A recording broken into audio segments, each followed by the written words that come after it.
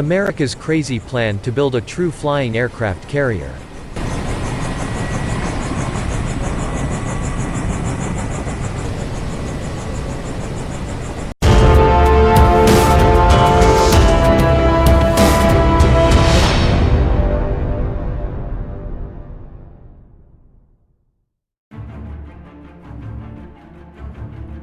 Nearly 100 years ago, the U.S. Navy asked a question: if airplanes can fly through the air, why couldn't a vessel carrying them fly through the air as well?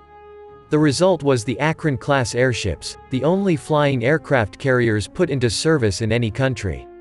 Although promising, a pair of accidents, prompted by the airship's limitations, destroyed the flying carrier fleet and ended development of the entire concept. The Akron-class airships were designed and built in the late 1920s. The ships were designed, like conventional seagoing aircraft carriers, to reconnoiter the seas and search for the enemy main battle fleet. Once the enemy fleet was located, the U.S. Navy's battleships would close with the enemy and defeat them. This was a primitive and limiting use of the aircraft carrier, which had not yet evolved into the centerpiece of U.S. naval striking power. The airships of the Akron class, Akron and Macon, were ordered in 1926 before the Great Depression. The two ships were commissioned into U.S. Navy service in 1931 and 1933, respectively. The Akron class was a classic pill-shaped interwar airship design, with a rigid skin made of cloth and aluminum and filled with helium.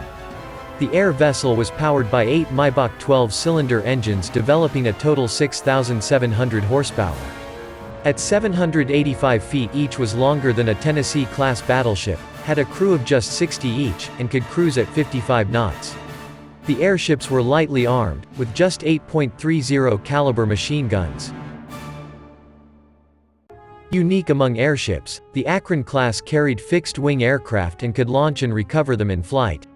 Each airship carried up to 5 Curtiss F-9C Sparrowhawk fighters, lightweight biplanes with a crew of 1 and armed with 2.30 caliber Browning machine guns.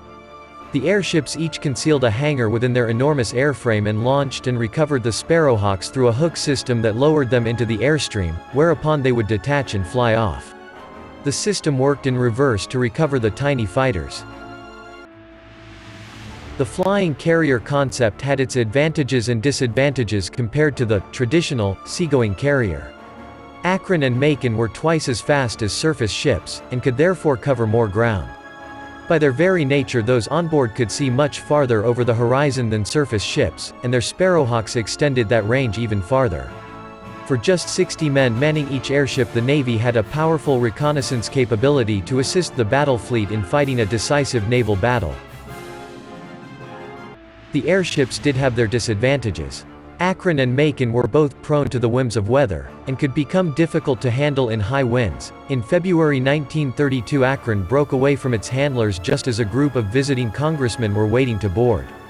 3 months later in San Diego, 2 sailors were thrown to their deaths and a third was injured trying to moor the airship to the ground.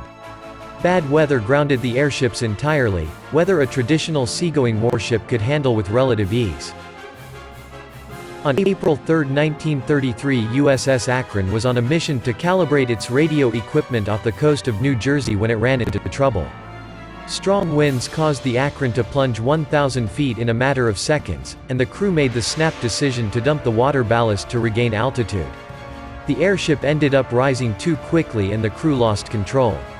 Akron crashed into the sea, killing 73 out of 76 personnel on board, including the head of the Navy's Bureau of Aeronautics and the commander of Naval Air Station Lakehurst and the station's rigid airship training and experimental squadron.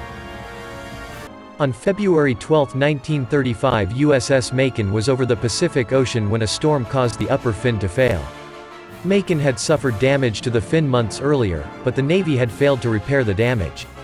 The collapse of the upper fin took approximately 20% of the ship's helium with it, causing the airship to rapidly rise. The crew decided to release additional helium to make it sink again, but too much helium was lost and the ship descended into the ocean. Macon's slower crash than her sister ship Akron, as well as the presence of life jackets and life preservers aboard the airship, ensured that 81 out of 83 passengers and crew survived the accident. The loss of both airships effectively ended the flying aircraft carrier concept. It's interesting to speculate what might have happened had the concept been further developed and survived until the Second World War. As scouts, airship carriers would not have lasted long had they accomplished their mission and located Japanese ships and bases. Oscar and Zero fighters of the Imperial Japanese Army and Navy would have made short work of the delicate airships and their lightweight fighters. On the other hand, airships could have adapted to become formidable anti-submarine warfare platforms for convoy escort duty in the Atlantic Ocean, standing guard over unarmed merchantmen and fending off German U-boats with a combination of fighters and depth charges. Regardless of speculation, World War II was one without flying aircraft carriers, proving they weren't a war-winning asset. The concept has lain dormant for decades, but recent Pentagon research into turning the C-130 Hercules transport into a flying aircraft carrier for pilotless drones means the concept is still alive and well. The flying aircraft carrier could indeed stage a comeback, though with considerably fewer pilots involved.